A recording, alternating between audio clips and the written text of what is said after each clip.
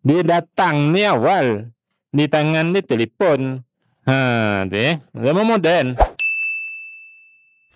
Ni ceritanya makmum dah pergi dah, kita baru masuk Allahu Akbar kan. Maksudnya cuba tengok ni. Nanti saya elaboratekan soalan tadi. Makmum cuai tidak takbiratul ihram sehingga imam rokok barulah takbir.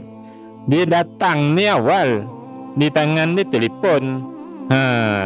Zaman moden. Dia tak Allahu Akbar. Jadi bila imam dekat-dekat ujung surah nanti, baru dia Allahu Akbar. Itu maksudnya lah.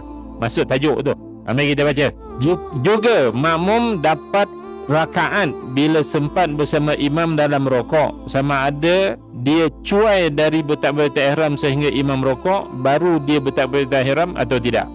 Dia tetap dapat rakaat, maksudnya dapat jemaah lah. Ini cerita cuai ni, bukan kerana tadi saf tu jauh ke depan. Ibnu Rafa'ah menceritakan daripada beberapa ulama yang mensyarahkan kitab Muhazzab. Kitab Muhazzab ni antara syarahnya ialah kitab Majmu' tadi. Majmu' syarah Muhazzab. Macam tu ya. Bahawa sekiranya makmum cuai tidak bertakbiratul ihram sehingga imam rokok, dia tidak dapat rakaat walaupun sempat rokok bersama imam.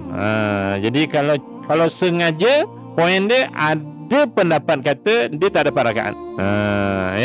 Sengaja kan.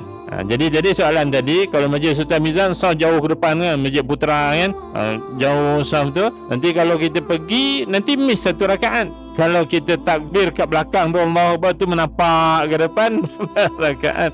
Bila pula kita nak menapak sikit ni?